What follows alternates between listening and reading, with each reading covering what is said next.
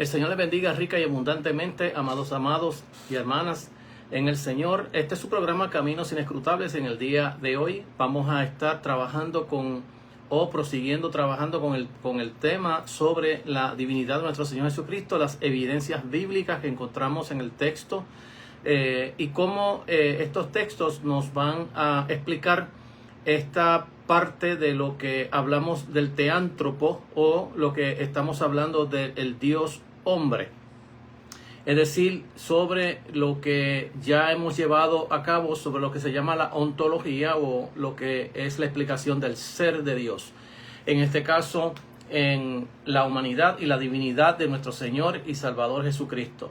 Bien, amados, a la semana pasada estábamos tocando sobre unos versículos bíblicos donde nos hablaban de los atributos de Dios. Hoy vamos a proseguir con ellos, tocando también otras secciones importantísimas que nos hablan de este tema. Este tema es sumamente amplio, abarcador, y no hay tiempo para uno elaborarlo mucho, porque tardaría uno demasiado en explicarlo, porque hay tanta evidencia dentro del Nuevo Testamento, tanto en los evangelios como también en las cartas, tanto pastorales como las cartas a las iglesias.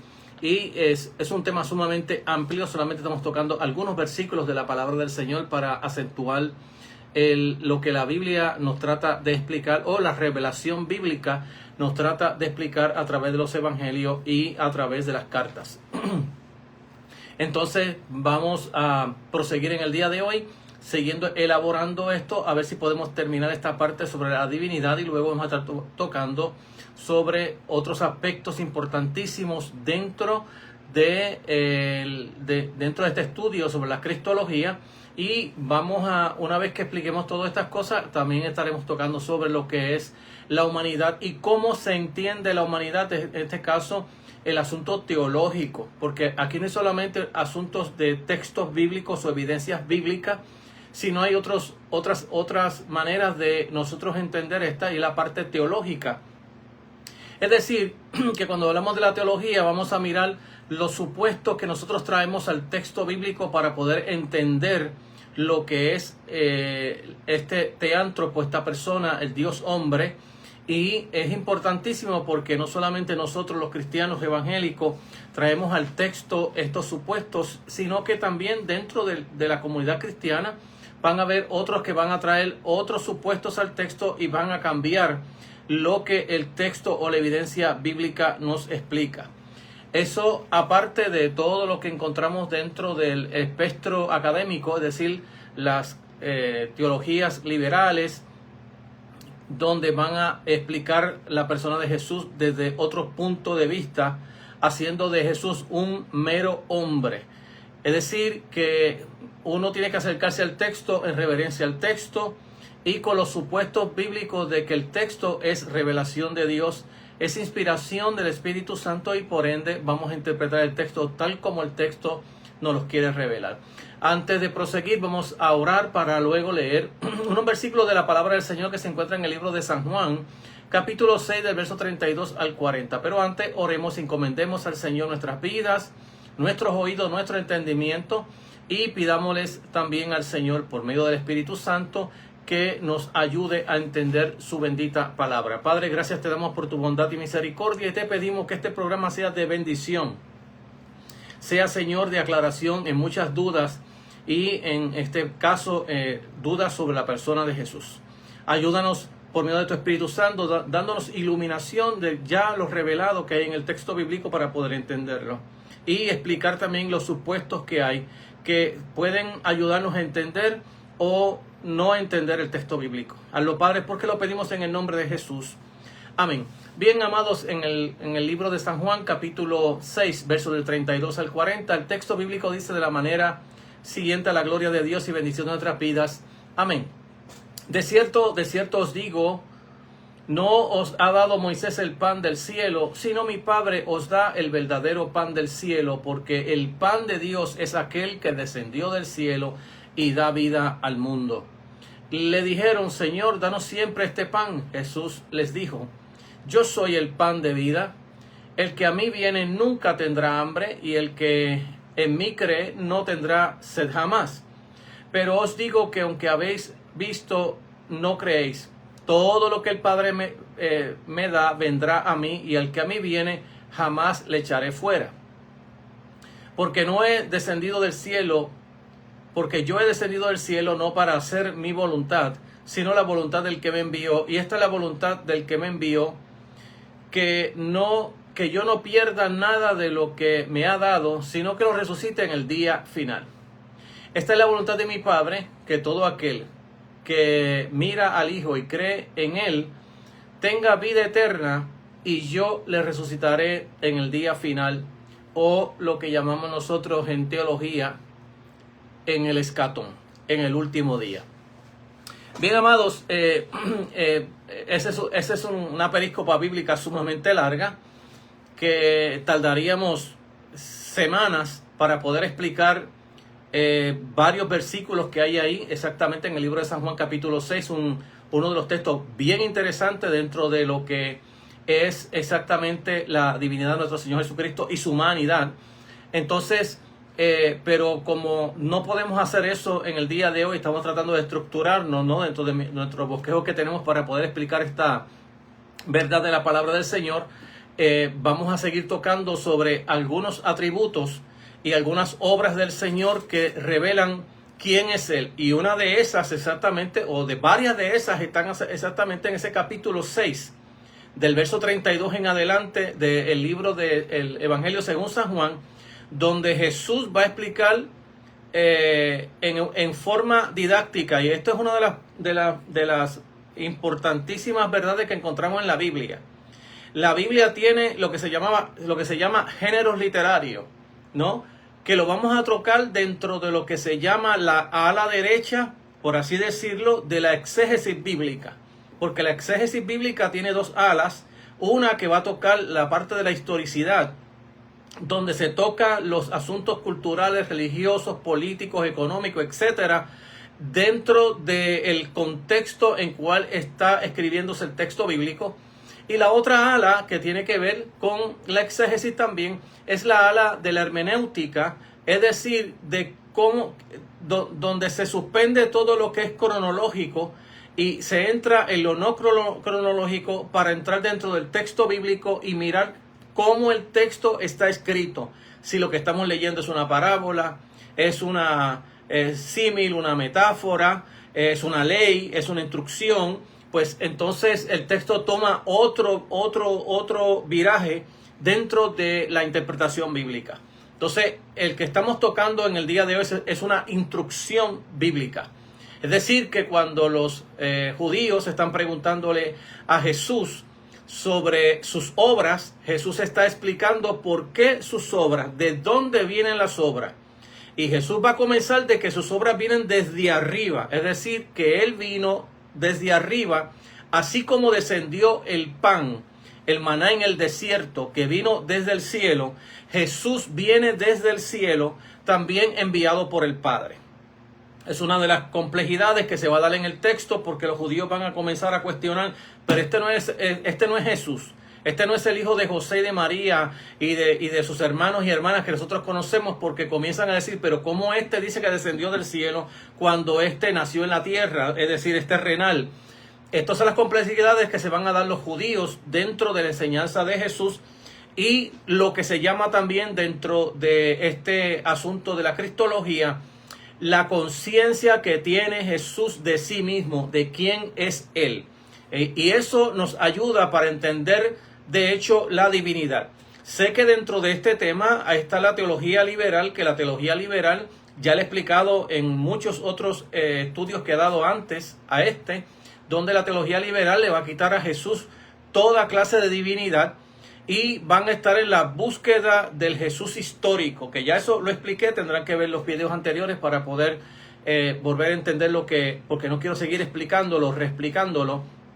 Pero es interesante que la teología liberal, al quitarle a Jesús exactamente divinidad, porque lo van a declarar como un simple hombre que nació de una relación de José y María y no por obra del Espíritu Santo, porque toda obra del Espíritu Santo, toda obra milagrosa va a desaparecer dentro de la teología liberal. Y es lamentable que dentro de nuestras universidades, estoy hablando de todas las universidades, se ha colado esta teología liberal y ha enfermado. Cuando uno mira exactamente y uno le pregunta a las universidades, deme su currículo, y dentro del currículo deme las fuentes que la universidad está enseñando sus temas, sus materiales, vamos a encontrar allí muchísimos libros. Estamos hablando de todas las universidades, incluyendo las pentecostales, donde encontramos dentro del currículo exactamente teología liberal, y lamentablemente estamos enseñando al pastorado, a la iglesia,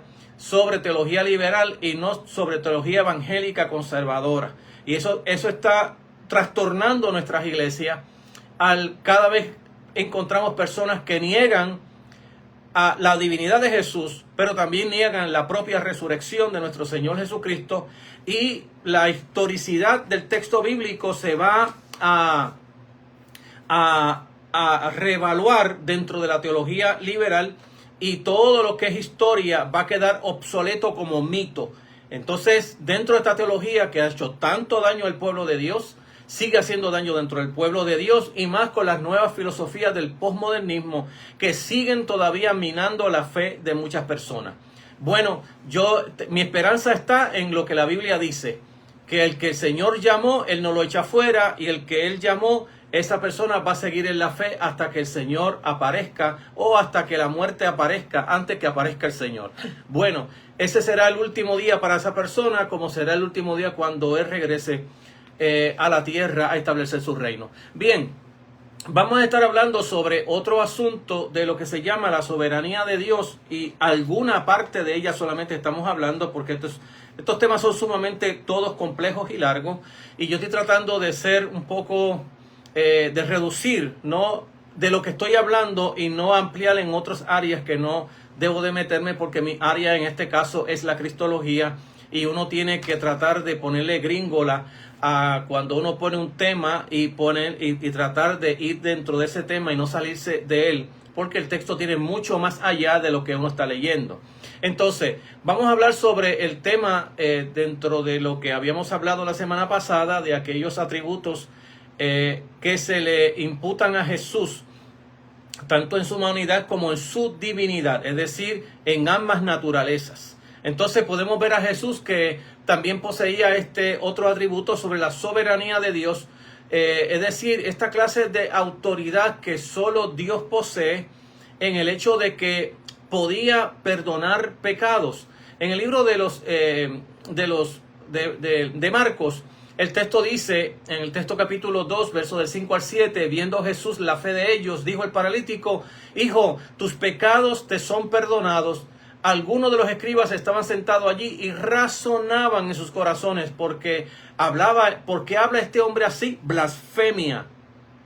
¿Quién puede perdonar pecados sino solo Dios? Estamos hablando dentro de una interpretación judía, es decir, en la audiencia de Jesús era una audiencia judía que conocía el texto bíblico, y estamos hablando con los estudiosos del texto bíblico, donde en el pueblo judío se entendía que solamente uno oraba a Dios y uno le pedía a Dios perdón por los pecados. Hoy la teología bíblica se ha desvirtuado, porque dentro de la teología bíblica le hemos metido al texto psicología, le hemos metido todas las otras fuentes que no son bíblicas, ciencias naturales, y le hemos metido tantas cosas que tenemos que hablar de evolución y todas estas cosas dentro del texto bíblico, no porque el texto bíblico esté hablando sobre eso, sino porque las filosofías del momento, los teólogos liberales han tomado esas filosofías para interpretar el texto, y ahora hasta la evolución se le mete al texto bíblico,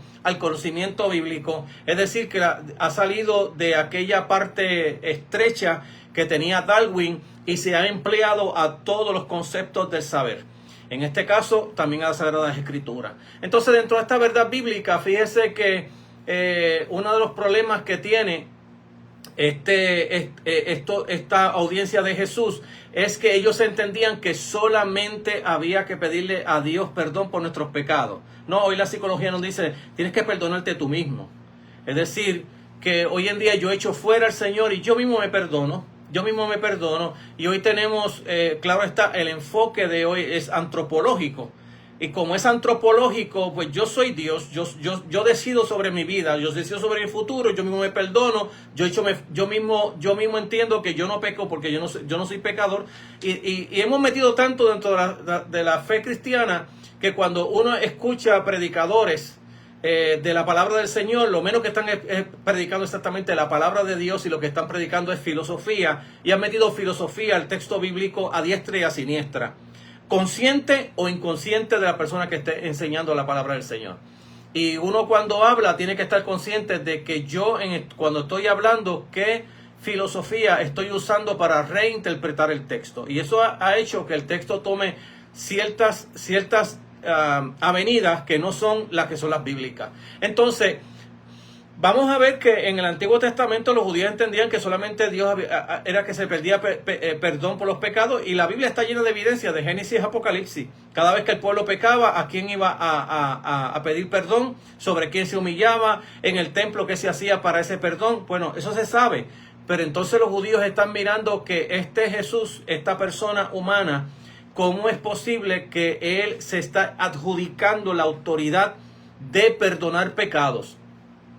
Entonces, cuando ellos cuestionan a Jesús entonces fíjese que esta es una parte de lo que se llama la conciencia que tenía Jesús de sí mismo. Porque si Jesús, cuando ellos están cavilando en sus pensamientos, Jesús mismo le va a decir a ellos, ¿por qué caviláis en vuestros pensamientos?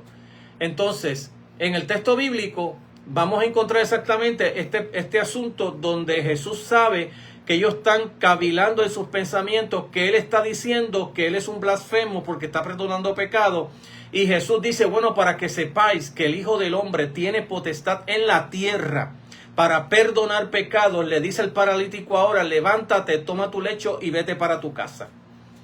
Entonces, la complejidad que tiene el texto en este asunto es que Jesús está tomando para sí, se está adjudicando para sí poderes divinos que solamente le competen a Dios el Padre, a los que los judíos dentro del monoteísmo judío radical, ellos sabían que Dios era uno, punto. Eso que ven en segunda persona, como hablamos nosotros cristianos hoy de una segunda o tercera persona de la Trinidad, eso no existe dentro del texto bíblico judío. Por lo tanto, ellos están cuestionando quién es este que se atreve a perdonar pecado. Solamente Dios lo puede hacer.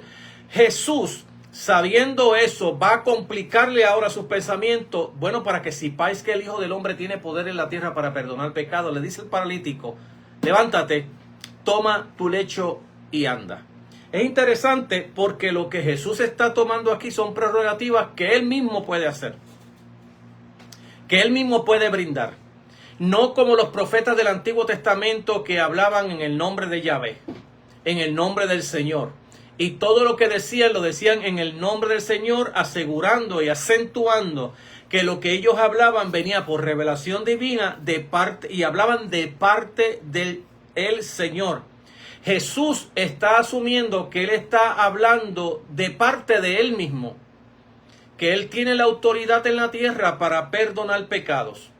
Y que no solamente tiene poder para perdonar pecados, sino que también tiene autoridad para decirle a esta persona, levántate, toma tu lecho y vete para tu casa. Es decir, que lo va a secundar con la sanidad divina que Jesús está haciendo dentro de la vida de esta persona. Claro está, esto también tiene otras secuelas. Es decir, que cuando miramos el texto desde este punto de vista, tenemos que mirarlo desde el punto de vista del reino, de cómo el reino se está estableciendo y cómo los que están abajo están siendo levantados arriba. Y los últimos serán postreros y los postreros serán primeros. Porque en el reino que se está lanzando, lo que se estaba pregonando para el escatón se está dando ahora en la persona de Jesús en su ministerio terrenal. Entonces, desde ese momento, fíjese que vamos a mirar cómo en estos textos bíblicos Jesús está asumiendo prerrogativas que le competen solamente a Dios. Pero yo os digo que todo el que se enoja con su hermano será culpable del juicio, y cualquiera que llama a su hermano necio será culpable ante el Sanedrín, y cualquiera que llama fatuo será expuesto al infierno. Fíjate cómo Jesús, exactamente en lo que se llama el Sermón de la Montaña, o lo que podemos hablar la ley del reino de Dios, o cómo se establece y se entiende el reino de Dios, se va a explicar allí exactamente en el Sermón de la Montaña. Y Jesús está asumiendo autoridad por encima de la propia ley mosaica que se había dado ya en la antigüedad, porque Moisés, dentro del Antiguo Testamento y del judaísmo, Moisés es la persona más grande que vamos a encontrar dentro del texto bíblico.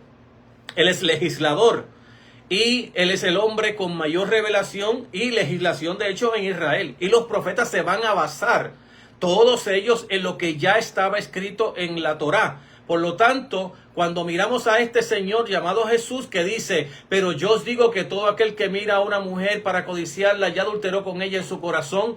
En el verso 32 del capítulo 5 de Mateo dice: pero yo os digo que todo aquel que se divorcia de su mujer, a no ser por causa de inmoralidad sexual, hace que ella cometa adulterio, y el que se casa con ella, con la mujer divorciada, comete adulterio. En el verso 34, pero yo os digo, no juréis de ninguna manera, ni por el cielo, porque es el trono de Dios. En el 39 dice: pero yo os digo, no resistáis al malo, más bien a cualquiera que te golpee la mejilla derecha, vuélvele a la izquierda. 44, pero yo os digo, amad a vuestros enemigos y orad por los que os persiguen.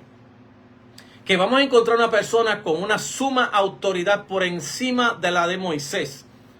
De hecho, cuando nosotros leemos el libro del libro de los Hebreos, vamos a encontrar que lo primero que el escritor de los Hebreos está hablando, que al Hijo se constituyó heredero sobre todas las cosas, y que está por encima de todas las cosas, y que está por encima de los ángeles, que está por encima de Josué, está por encima de Moisés, está por encima de los profetas. Es decir, que cuando vamos a ver, y está por encima del sumo sacerdote, que era según el orden arónico, y ahora viene según el orden de Melquisedec. Así que cuando miramos el texto bíblico, vamos a mirar que Jesús se sobrepasa por encima. De hecho, Moisés, cuando profetiza de la persona de Jesús, dice: porque profeta como yo os levantará el Señor. Y ese profeta, el que no oiga sus palabras, será borrado del libro. Entonces, estamos mirando que lo que encontramos exactamente en el Antiguo Testamento es las profecías que se habían hablado, se habían anticipado acerca de la persona de Jesús, y que ahora Jesús ha venido en persona, o como se dice en teología, Jehová ha venido a su casa o a su templo. Es decir, la aparición de esta persona llamada Jesús de Nazaret no es otra cosa que la aparición de Jehová en persona, como ya había profetizado Dios en el Antiguo Testamento, que en persona Él le iba a visitar. Y esa visita la encontramos exactamente en la persona de nuestro Señor y Salvador Jesucristo. Así que una afirmación asombrosa de la propia autoridad de Jesús podía hablar con la autoridad de Dios mismo, porque Él mismo era exactamente Dios en su plenitud. En el libro de Colosenses dice: porque en Él habitaba, en ese cuerpo corporal, habitaba toda la plenitud de la divinidad en ese cuerpo corporal. Es decir, que en la Biblia, cuando se acentúa que hubo lo que habíamos hablado en semanas pasadas sobre el vaciamiento, la kenosis, y que en la Biblia, o en la interpretación bíblica, habíamos hablado de las 9 teorías que se estaban dando acerca de la kenosis.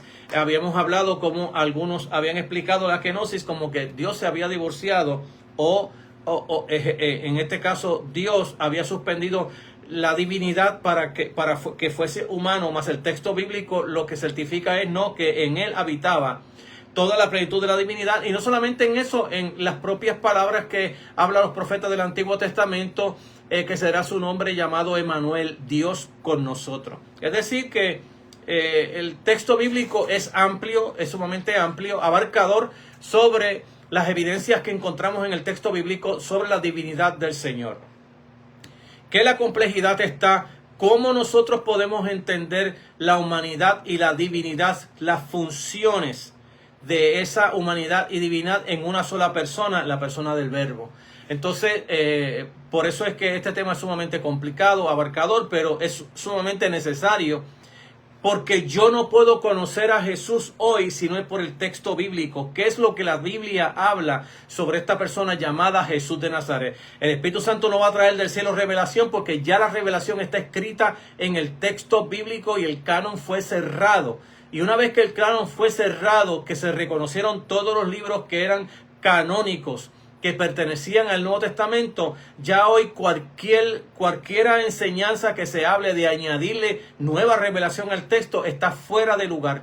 Y esa persona no puede ser llamada ni apóstol, ni predicador, ni lo que sea, porque está fuera del texto y ha entrado en lo que se llama en teología liberal. Es decir, que no reconoce el texto bíblico y que no reconoce la verdad de Dios.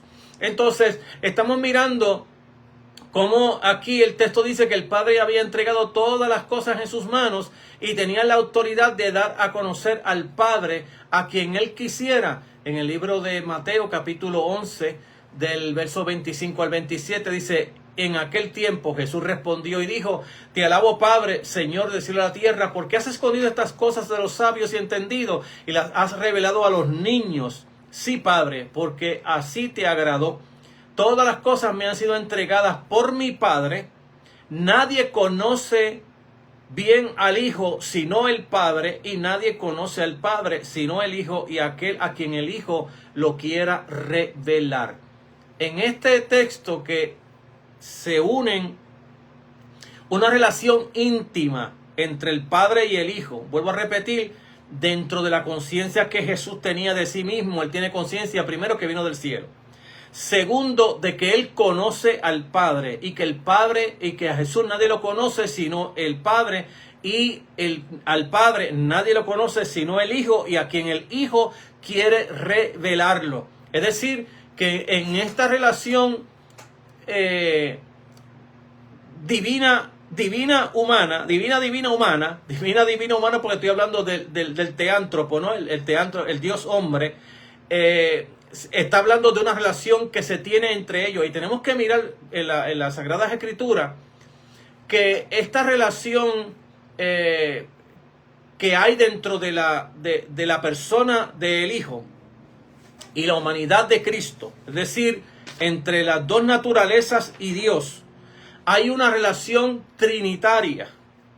Desde que Jesús nace comienza esa relación trinitaria entre el Padre, el Hijo y el Espíritu Santo, lo que se llama en teología el communicatum mediumatum, donde en esta relación no solamente se le adjudica la obra de uno a uno nada más, sino que las tres divinas personas cooperan dentro de esa obra que está haciendo tanto, ya sea el Padre, en este caso ya sea el Hijo, porque en esta relación del Hijo hay un communicatum mediumatum donde el Padre está trabajando juntamente con el Hijo que está en la tierra ahora como Jesús, y que el Espíritu Santo está también activo, trabajando en una relación trinitaria con el Hijo y con el Padre. Entonces, eso no lo podemos divorciar dentro de la teología bíblica, porque uno de los problemas que ha tenido la iglesia en todos los siglos, desde los primeros siglos de la era cristiana, es que la iglesia vino a hablar del Espíritu Santo ya casi en el cuarto siglo de la era cristiana. Y no se ha tocado un estudio exegético, teológico, abarcador de lo que llamamos nosotros teología o cristología, en este caso pneumatología en la persona del Espíritu Santo. No se ha tocado sino desde el 1960 hacia acá, hacia la época que vivimos. No se había tocado nunca de una forma abarcadora la pneumatología, es decir, el estudio del Espíritu Santo solo, así como se dio la teología de lo que se llama el estudio de Dios solo, que hablamos de los atributos de Dios, de quién es la persona de Dios, de que Dios es espíritu, y así como hacemos con la cristología, de quién es este Jesús. Ahora, desde el 1960 para acá, es que ha crecido una abarcadora evidencia, ¿verdad? Tanto de teólogos de todas las fuentes, teólogos católicos, yo los tengo los libros presbiterianos, en este caso libros de episcopales, es decir, metodistas, bautistas, de todas clases y pentecostales. Es decir, que ahora hay un despertar sobre lo que es la pneumatología, es decir, estudiar a la persona del Espíritu Santo solo aparte, como se hace con Dios y como se hace con el Hijo. Ahora, desde el 1960 para acá, se ha levantado una avalancha de teólogos de todas las fuentes. Yo tengo esas fuentes conmigo y las comparto, porque es una realidad bíblica que en el día de hoy, en el siglo pasado, en el siglo XX hasta el día de hoy, siglo XXI, se ha levantado una nueva fuerza de poder explicar a la persona del Espíritu Santo, aparte del Padre, del Espíritu Santo, sin divorciarlos dentro de la Trinidad. Así que esto es interesante para nosotros poder entender que dentro del ministerio de Jesús, una de las cosas que nosotros vamos a estudiar aquí, dentro de la cristología, es exactamente la numatología. ¿Cuáles son las obras que la Biblia testifica del Espíritu Santo en la persona de Jesús desde su nacimiento hasta su muerte? Y su resurrección. Que todo eso es abarcador dentro de la numatología bíblica, que este teántropo, el Dios hombre, no estaba trabajando por su propia cuenta ni solo, porque el Espíritu Santo estaba con él para realizar las obras milagrosas que nos testifica el propio apóstol Pedro en el capítulo 10 del libro de los Hechos, cómo Dios estaba con Jesús y cómo éste anduvo sanando a los enfermos, levantando muertos y haciendo milagros, porque Dios estaba con él por la obra numatológica, es decir, por la obra del Espíritu Santo en la vida de Jesús, porque la necesitaba, porque él era 100% hombre y necesitaba la unción, la gracia, el poder del Espíritu Santo para poder ministrar y no meramente hacerlo como Dios solo. Entonces es importantísimo, porque si uno desvirtúa este teántropo, Dios hombre, y entonces nosotros solamente realzamos la divinidad de Jesús, hemos supuesto una persona que parece ser hombre, pero no lo era. Pero la Biblia es clara que el verbo se hizo sarf, se hizo humano. Entonces, si queremos no caer dentro del nestorianismo, el apolinarismo o arianismo, tenemos que coger las dos naturalezas y darle la esencia de los atributos a ambas naturalezas dentro de este teántropo, de este Dios hombre.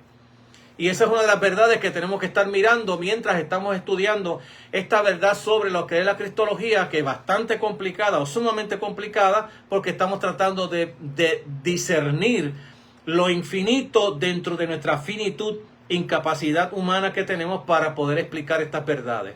Entonces, tal es también la autoridad, la autoridad en el estado eterno futuro de cada uno. De cada uno en el universo depende de si la persona cree o rechaza a Jesús.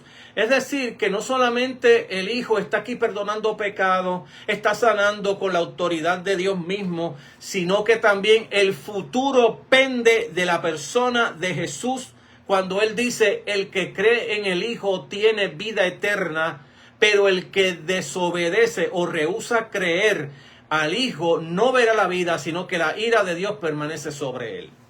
Claro que este texto no le conviene a los que hoy enseñan la salvación universal. Claro está, no le conviene, porque ellos tratan de salvar a todo el mundo, aunque sea un pecador. Y claro, el Papa de la Iglesia Católica Romana del día de hoy, él se ha ido también al universalismo. Y ha declarado que todas las religiones bajo el cielo son cristianos anónimos. Yo nunca había escuchado una expresión como esa, porque yo no la encuentro en la Biblia en ningún lado, pero él dice que son cristianos anónimos, es decir, budistas, en el Oriente, especialmente en la India, hay más de 3,000 y pico de religiones, todas son cristianas anónimos, están adorando dioses distintos, pero son supuestamente cristianos anónimos según el Papa de ahora. Es uno de los problemas del Papa, ¿no? De la Iglesia Católica, en este caso romana, porque gracias a Dios que la Iglesia ortodoxa no funciona como la Iglesia Católica romana. Están separadas desde el siglo X. En el 1053 se separaron exactamente porque la Iglesia ortodoxa entendió que no era un hombre el que mandaba, que podía mandar en la iglesia, y ningún hombre tenía derecho de cambiar ningún credo católico, es decir, un credo que es universal, que es un credo para católico de todas las iglesias, no de una, sino de todas las iglesias. Entonces, desde ahí se separaron las dos iglesias, la iglesia católica y la iglesia católica, es decir, la iglesia católica que se llama ortodoxa, que comprende los países de Oriente, los países de parte de África y del norte de África y de Rusia, que es la iglesia ortodoxa. Entonces, dentro de estas verdades que estamos nosotros mirando, Jesús poseía también lo que se llama el atributo, el atributo divino de la inmortalidad. Es interesante mirar este asunto de la inmortalidad por el hecho de que lo que tenía, lo que se llama en teología la imposibilidad de morir. Y ese atributo le compete solamente a Dios. Dios es el único inmortal.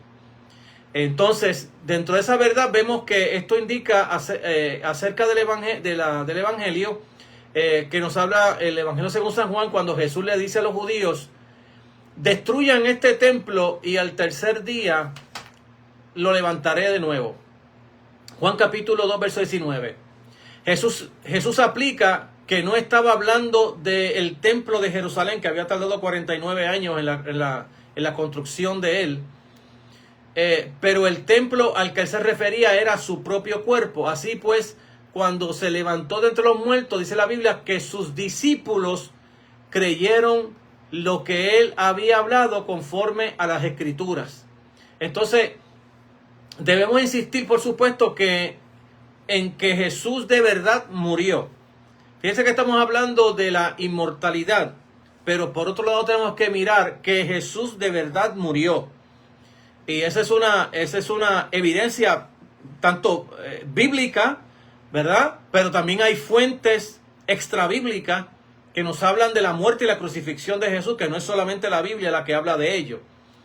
Entonces, Jesús hablaba y habló de que Él se iba a levantar de nuevo, aunque otros pasajes en la Biblia nos dicen que el Padre tuvo una actividad dentro de lo que se llama la resurrección de nuestro Señor Jesucristo, pero por otro lado también, la Biblia también afirma de que Jesús en el Evangelio según San Juan, Él habló de que a mí nadie me arrebata la vida, yo tengo poder para entregarla y tengo poder para volverla a tomar. Ese mandamiento también lo recibí de mi Padre. Es decir, que Jesús está hablando que por su propio poder tiene poder para entregar la vida y por su propio poder tiene poder para también levantarse de entre los muertos, aunque vuelvo a repetir, aquí hay un communicatum mediumatum, es decir, que en todas las obras de Dios participan las tres divinas personas. Entonces, dentro de esta verdad, la Biblia va a testificar que el Padre lo levantó de los muertos, pero también la Biblia va a testificar que Él se levantó con su propio poder. Entonces, esa es una verdad que no la podemos divorciar del texto bíblico por el hecho de que cuando Dios trabaja en tres divinas personas. Dios no trabaja solo, como decir el Padre, por ejemplo, hemos dividido la teología bíblica como que el Padre fue el creador, el Hijo fue el redentor y el Espíritu Santo es el que aplica esa obra salvífica de Cristo en el creyente. La hemos dividido de esa manera, sí, pero es una manera errónea de dividirla, porque la propia Biblia habla de que cuando la Biblia habla que en el principio era el verbo y el verbo era con Dios y el verbo era Dios, este era en el principio con Dios, todas las cosas por Él fueron hechas. La Biblia le está adjudicando a Jesús poder creativo, es decir, que participó dentro de la creación. Dentro de la creación, igual que también al Espíritu Santo se le va a adjudicar de que también trabajó dentro de esa creación, como lo hace también en el creyente, en la recreación del creyente o en la restauración del creyente, de aquel que es pecador y que viene a los pies de Jesús y que es resucitado por Dios por la obra del Espíritu Santo y que se opera por él por medio de la obra del Espíritu Santo el nuevo nacimiento.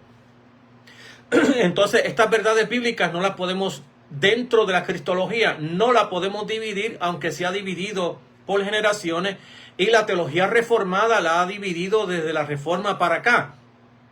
Y entonces la obra del Espíritu Santo ha quedado rezagada dentro de las cristologías reformadas, excepto que hoy, gracias al Señor, que han salido teólogos reformados en lo que se llama teología contemporánea, Y hoy los teólogos reformados contemporáneos han añadido a las teologías la obra del Espíritu Santo, inclusive en la persona de Jesús. Y a eso hay que darle un aplauso también, vuelvo a repetir, desde el 1960 para acá, que se ha trabajado nuevamente con lo que es la pneumatología, es decir, con la persona del Espíritu Santo. Entonces Jesús habla que Él tiene autoridad para entregar su vida, tiene poder para volverla a tomar. Estoy allí en el libro de San Juan, capítulo 10, verso 17 y verso 18, donde la Biblia nos habla de ese poder que Jesús tiene. Y cuando miramos la historia, ¿no? La historia, si la vamos a mirar la historia desde el punto de vista bíblico y no la vamos a mirar desde el punto de vista de la teología liberal, la Biblia dice que cuando Jesús ya vio que todo estaba consumado, completado dentro de su obra de redención, de rescate a la humanidad, dijo: Padre, en tus manos encomiendo mi espíritu. Yo quisiera tener ese poder, pero lamentablemente no soy divino, porque qué fácil uno, antes de pasar los dolores o estar encamado, uno diría: Señor, en tus manos encomiendo mi espíritu, y se fueron los dolores, se fue todo, y también se fue el hermanito a la presencia del Señor. Pero lamentablemente no somos Jesús, no somos Dios el Padre, ni tampoco somos el Espíritu Santo. Así que tenemos que comernos el dolor y lo que sea hasta la muerte. Entonces, dentro de esta verdad bíblica, Jesús tiene poder para entregar su vida, como también tiene poder para levantarse entre los muertos. Todo esto habla de la divinidad de nuestro Señor Jesús. Entonces, miramos allí también en el capítulo 7 del libro de los Hebreos, perdón, que nos va a hablar también sobre la redención o el rescate operado por Jesús, donde a Jesús se le va a adjudicar dentro de sus obras, no el ser el sumo sacerdote, que ha llegado a serlo no conforme a un requisito legal respecto al linaje humano, como en el caso de Aarón, sino conforme al poder de una vida indestructible. Es decir, que el libro de los Hebreos, capítulo 7, verso 16, voy a leer el texto de la Reina Valera actualizada. Dice: quien no ha sido constituido conforme al mandamiento de la ley acerca del linaje carnal, sino según el poder de una vida indestructible. Entonces, el hecho de que la inmortalidad es una característica única de Dios. Es decir, que cuando miramos la Biblia en el libro de Primera de Timoteo, capítulo 6, verso 16, Pablo hace una doxología y dice: el único que tiene inmortalidad y que habita en luz inaccesible, a quien ninguno de los hombres ha visto ni puede ver, a él sea la gloria y el dominio eterno. Amén. Es decir, que Pablo está asegurando que el único que tiene inmortalidad es Dios. Esa inmortalidad también se va a adjudicar a Jesús de Nazaret, porque es cierto que Él murió, pero lo hizo voluntariamente. Él mismo entregó su vida y Él mismo la tomó para atrás. Y entonces, cuando resucita, es la única resurrección que se va a dar en toda la Biblia. Usted me dirá: bueno, pastor, pero usted me está diciendo eso, pero ¿cómo es posible? Porque también la hija de la viuda de Naín también fue resucitada, que si Lázaro fue resucitado. No, eso no se llama resurrección. Eso se llama que se levantaron de entre los muertos. Aunque claro está, en la Biblia cuando la dividen van a poner la resurrección de Lázaro. Pero bíblicamente hablando, la resurrección de Jesús es única en toda la Biblia. Primero, porque esa resurrección es de uno que se levanta de los muertos para no volver a morir. Y a eso se le llama resurrección. Es decir, que cuando el libro de los Hebreos está hablando de la segunda venida de Cristo, dice: volverá sin relación con la muerte. Es decir, que vendrá no para morir de nuevo, sino que Él es el único Dios que tiene vida en sí mismo. Bueno, en las adjudicaciones que se hace Jesús del yo soy el pan de vida, yo soy la resurrección, yo soy la luz del mundo, yo soy el pan de vida, yo soy, cada vez que Jesús dice yo soy el buen pastor, está adjudicándose las mismas palabras que se usan del yo soy, del capítulo 3, creo que es el verso 14 del libro de Éxodo. Y Jesús se la está adjudicando el gran yo soy del Antiguo Testamento, es decir, de aquel que tiene existencia propia del ser de Dios. Entonces, dentro de esta verdad bíblica, Jesús mismo y los propios apóstoles le están adjudicando a Jesús ese poder indestructible. ¿Por qué? Porque fue aquel que tuvo que morir. De ahí es lo que en la teología se va a llamar las consecuencias de lo que es esas dos naturalezas, la humana y la divina. ¿Por qué tenía que ser divino? ¿Por qué tenía que ser humano? Y eso teológicamente tiene unas verdades que las vamos a tocar después. Donde en el texto bíblico vamos a estar mirando exactamente por qué Jesús tenía que ser carne, porque tenía que ser Dios.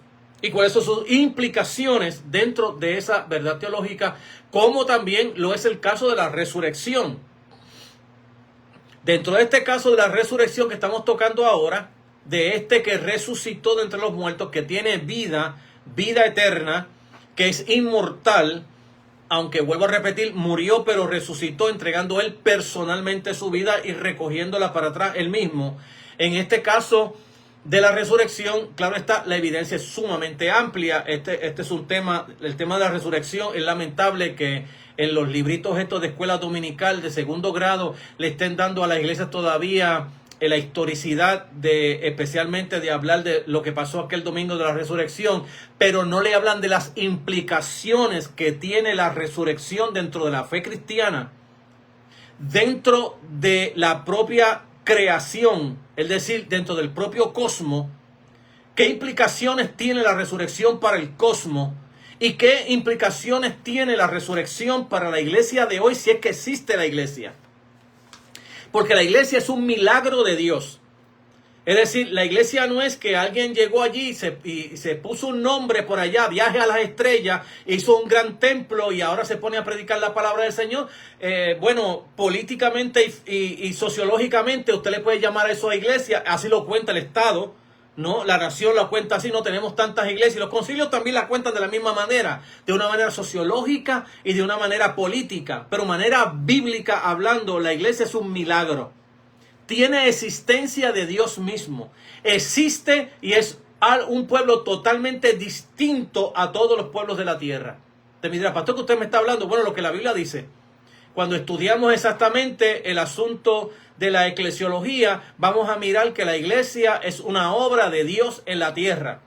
Y que Jesús mismo le va a llamar que esa iglesia también es indestructible por el hecho que las puertas del infierno no prevalecerán contra ella. Usted me podrá decir, sí, mire, pastor, pero aquella iglesia la cerraron. No, cerraron el templo. Y dentro de la iglesia visible, la que se cuenta social y políticamente, hay una iglesia invisible, es decir, gente redimida por la sangre del Cordero, que han sido bautizadas por el Espíritu Santo, marcadas por el Espíritu Santo, selladas por el Espíritu Santo, que se le ha dado el Espíritu Santo como anticipación, y ese es el pueblo de Dios, el pueblo que Dios ha predestinado para ser semejante a su Hijo Jesús.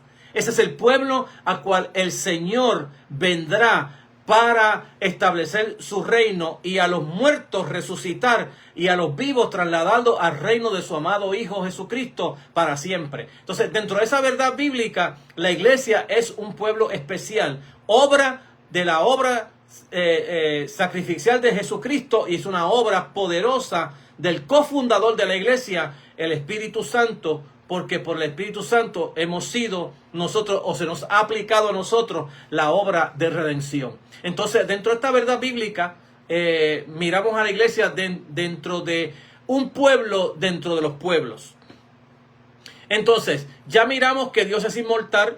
Ya miramos allí en el texto bíblico cómo la Biblia nos habla de la inmortalidad de Dios, y mire cómo la Biblia también nos habla de la inmortalidad de Jesucristo, del hecho de haberse resucitado de entre los muertos por la obra del Communicatum Mediumatum, y cómo Jesús está ascendido al cielo, sentado a la diestra de Dios, esperando la orden del Padre que vuelva a descender y culminar lo que había empezado en el momento de la redención. Entonces, esta gran verdad bíblica la vamos a encontrar también sobre la deidad de Cristo, y es el hecho de que Él es reconocido como digno de adoración. Déjenme terminar con el asunto que estaba hablando sobre la resurrección, que es un tema sumamente largo, complicado, de las implicaciones que tiene, como le dije, con el cosmos, con toda la creación, incluyendo con el ser humano.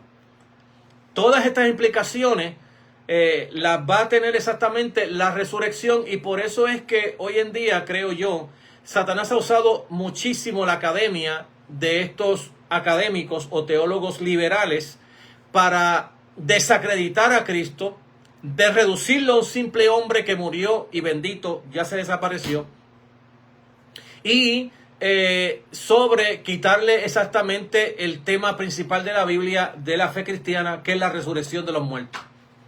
Que solamente en el libro de los Hechos aparece 50 veces la palabra resurrección, o las palabras que son cónsonas con ella, como que se levantó de entre los muertos, y otras que aparecen allí 50 veces en el libro de los Hechos. Es decir, que en la predicación evangélica, misionera y evangélica de los apóstoles, lo más que se predicaba era sobre la resurrección, y la iglesia lo ha dejado hoy para la Semana Santa.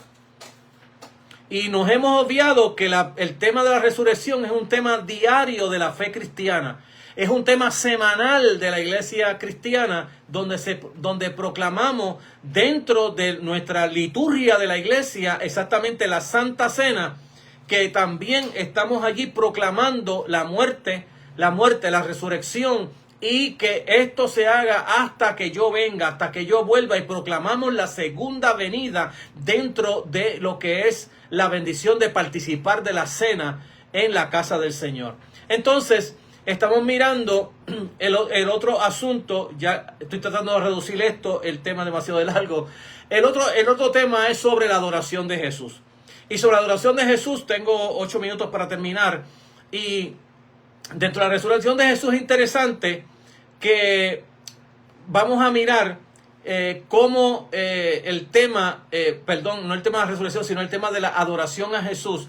Y es que dentro del tema de la resurrección de Jesús, la teología liberal le añadió a esta enseñanza de que le va a añadir lo que hablamos ahorita sobre el darwinismo, ¿no? La evolución del conocimiento.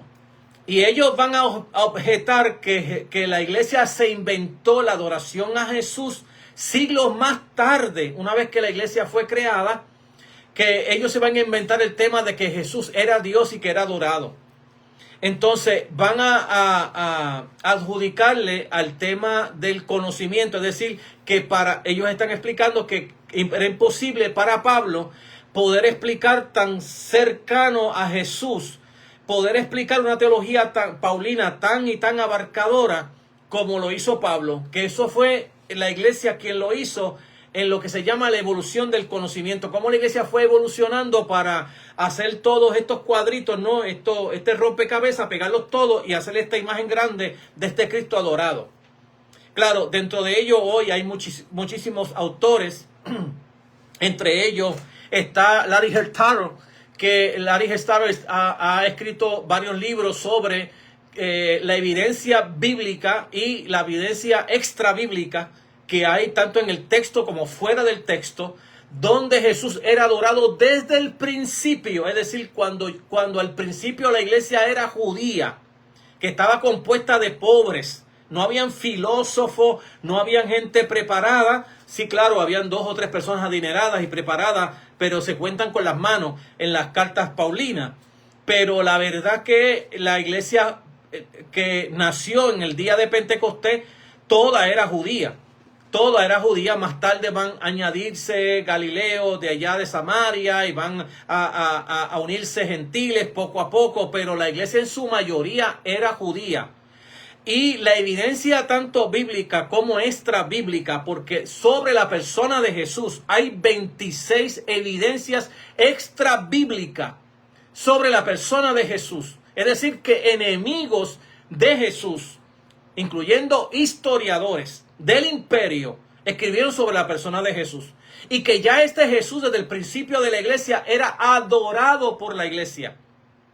Y de hecho, uno de los himnos que encontramos de hecho en el texto bíblico sobre la adoración de la iglesia es exactamente el que leímos nosotros en Filipenses capítulo 2, versos del 5 al 11, que era exactamente un himno de la iglesia antigua, es decir, antes de Pablo, antes que Pablo se convirtiera al Señor, Saulo de Tarso se convirtiera, ya la iglesia adoraba a Jesús como su Señor. La evidencia es totalmente abarcadora. Yo no podría ahora hablar de ella porque me tomaría una serie de mensajes para poder hablar de toda la evidencia que hay allí, pero hay unos buenos libros de académicos muy preparados sobre el tema que se han dedicado los últimos 10, 12, 14 y 15 años para estar investigando esta situación sobre lo que es la adoración a Jesús. Y la evidencia que tenemos contundente, mucho más que la mentira que nos han metido los académicos liberales, de que Jesús fue adorado siglos después y que fue una invención de la iglesia, queda apocada o apagada totalmente por la evidencia que ha traído varios autores, entre ellos Larry Hurtado, que ha escrito varios libros sobre lo que es la adoración de Jesús desde el principio. Y el libro creo que se llama Cómo Jesús vino a ser Dios. En inglés está este libro. Creo que hay unos panfletos pequeños en el español, pero la mayoría están en inglés. Estas obras académicas, y yo invito a cada creyente a leer sobre este autor para que puedan aprender sobre cómo la iglesia adoraba a Dios desde el principio, desde que Jesús fue resucitado entre los muertos en adelante hasta ahora, que la iglesia sigue reconociendo a Jesús como su Señor. Claro que está que a la teología liberal no le encanta esto, y mucho menos a la diversidad de hoy, al pluralismo que hoy se predica en todas las universidades y que se ha hecho famoso dentro de las universidades en el día de hoy. Han querido de que no se hable de Jesús. Usted puede hablar de Dios porque Dios es un nombre genérico, y como es genérico, cualquier cosa puede ser Dios. Un bulto puede ser Dios, un libro puede ser Dios, tu propio cuerpo puede ser Dios. Entonces, cuando hablamos de Jesucristo, rápidamente la gente se le para los pelos porque estamos hablando del Señor de la historia, del Dios hecho carne, de este teántropo, el Señor que, el Logos que se hizo carne, habitó entre nosotros, que vimos su gloria, gloria como la del único Hijo de Dios. Amados, hasta el próximo lunes estaremos volviendo a traer de este programa y poder llevar a ustedes esta bendición de poder conocer a quién es Jesús. Así que oramos y esperamos que estas palabras te trabajen en tu vida, si eres cristiano, para afirmarte, si no eres cristiano, para que reconozcas que dentro de la fe cristiana hay una verdad que no se puede cambiar, que es incambiable, y que nosotros estamos esperando desde los cielos, el deseado de las naciones, a nuestro Señor Jesucristo, que es nuestra bendita esperanza. Padre, gracias por este programa y te pedimos por las vidas que ven el mismo, por aquellos que la disfrutan. Te pido que tu gracia sea con ellos, que tú salves las vidas por medio de la predicación de la palabra del Señor, los traigas a los pies de Jesucristo y tu obra opere el nuevo nacimiento en sus vidas y le hagas la iglesia del Señor por la obra redentora de Jesús y por la obra milagrosa del Espíritu Santo. Hazlo, Padre, porque lo pedimos en el nombre de Jesús. Amados, que Dios te bendiga 1000 veces más que a mí, y te veré el próximo lunes, si así el Señor lo permite. Si el Señor ha venido, dejamos el programa para no verlo más. Dios le bendiga.